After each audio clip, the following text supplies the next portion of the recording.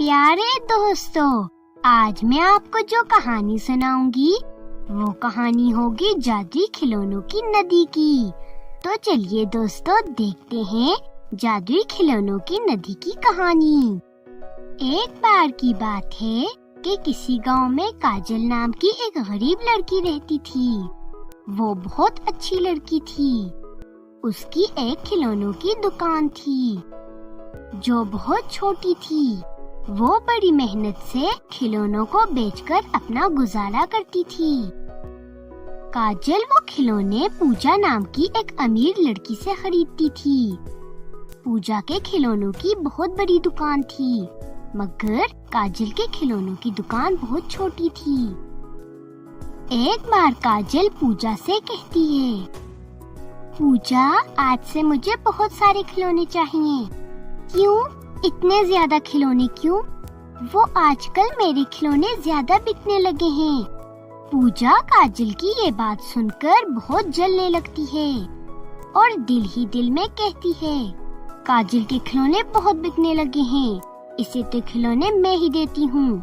अगर मैं इसे खिलौने ना दूँ तो ये खिलौने नहीं बेच सकेगी। इस तरह सब लोग मुझसे खिलौने खरीदेंगे। ये सोचकर पूजा काजल से कहती है, काजल, मेरे खिलौने भी बहुत बिकने लगे हैं, मुझे भी खिलौने बहुत कम पड़ रहे हैं, इसलिए मैं तुम्हें आज से एक खिलौना भी नहीं दे सकती। काजल उदास होकर वहाँ से चली जाती है। काजल जंगल के पास वाली नदी के पास बैठकर रोने लगती है और कहती है, अब मेरा क्या होगा? खिलौनों की वजह से ही तो मैं अपना गुजारा करती थी। अब खिलौने ना बेचकर मैं क्या करूँगी? मेरे पास तो इतने पैसे ही नहीं कि मैं कुछ खा सकूं। मैं खाना कैसे खाऊंगी? उसकी ये बातें पास वाली नदी सुन रही होती है। वो काजल को रोते देखकर उससे पूछती है, क्या हुआ लड़की, तुम यहाँ बैठी क्यों रो रही हो? काजल नदी को बोलता देखकर बहुत डर जाती है। आप बोल कैसे सकती हैं? डरो मत, मैं एक जादुई नदी हूँ। तुम मुझे अपनी समस्या बताओ। काजल नदी को सारी बात बताती है। नदी ये बातें सुनकर कहती है, मैं एक जादुई खिलौनों की नदी थी, मगर एक जादूगर ने मुझ पर जादू किया था। उस जादू की वजह से मेरे सारे खिलौने गायब हो गए। तब से मैं ऐसी ही हूँ। तुम मेरी मदद करो तो मैं तुम्हारी मदद कर सकती हूँ। यहाँ से दूर उस पहाड़ की तरफ चली जाओ। वहाँ तुम्हें एक पुराना कुआं दिखेगा। उस कुएं में से तुम थोड़ा सा पानी लाकर मेरे अंदर डाल दो। मेरे खिलौने वापस आ जाएंगे और फिर तुम इनमें से जितने खिलौने लेना चाहती हो ले लेना। काजल नदी की ये बात सुनकर उस पहाड़ की तरफ चली जाती है और उसे वहाँ एक कुआं दिखाई देता है। वो उस कुएं में से थोड़ा सा पानी निकालकर नदी में डाल देती है।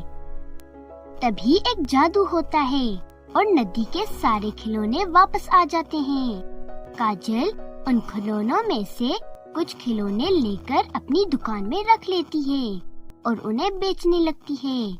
पास खड़े बच्चों को वो खिलौने बहुत पसंद आते हैं और वो बच्चे अपने माँ बाप के साथ वो खिलौने लेने लगते हैं। आंटी, आपके खिलौने बहुत सुंदर हैं। मुझे आपके खिलौने बहुत पसंद आए।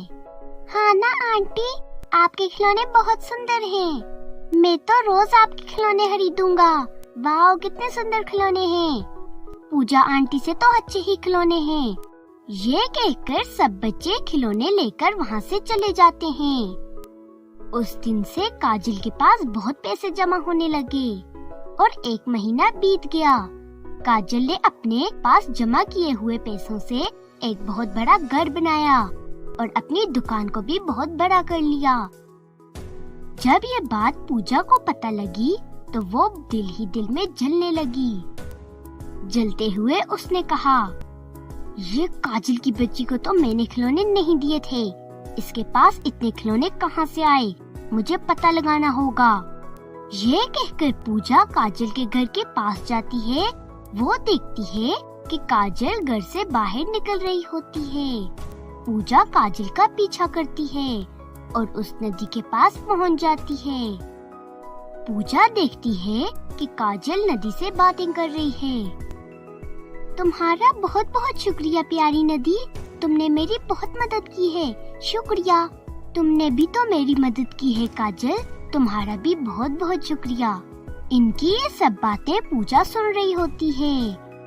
इस काजल को जाने दो, फिर मैं भी इस नदी से बहुत से खिलौने लेकर बेचूंगी और अमीर बन जाऊंगी। फिर काजल वहाँ से चली जाती है तो पूजा उस नदी के पास जाती है और कहती है, ए नदी, मुझे भी बहुत से खिलौने दे दे। मैं लालची लोगों को अपने खिलौने नहीं देती। दफा हो जाओ यहाँ से, वरना मैं लाठी से तुम्हारी पिटाई करूँगी। पूजा को बहुत गुस्सा आता है और वो वहाँ से चली जाती है। घर आकर वो सोचती है, वो नदी तो मुझे खिलौने नहीं दे रही, मैं काजल की दुकान से खिलौने चुराती हूँ। ये कहकर पूजा रात के वक्त वो खिलौने चुरा लेती है। अगले दिन पूजा उन खिलौनों को बेचने के लिए अपनी दुकान पर लगा देती है। कुछ लोग पूजा से खिलौने खरीदते हैं। जिन लोगों ने पूजा से खिलौने खरीदे होते हैं, वो उन खिलौनों को गढ़ लाते हैं, मगर वो खिलौने एकदम टूट जाते हैं। उन लोगों को बहुत गुस्सा आता है और वो सब डंडे लेकर पूजा की खूब पिटाई करते हैं और अपने अपने पैसे लेकर वहाँ से चले जाते हैं।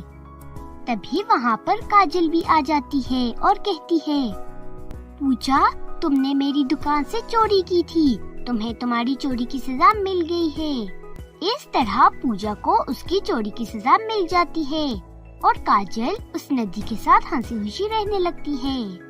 तो दोस्तों, अगर आपको हमारी ये कहानी पसंद आई हो तो प्लीज हमारे चैनल को सब्सक्राइब करें और बेल आइकन को दबाना मत भूलें। शुक्रिया।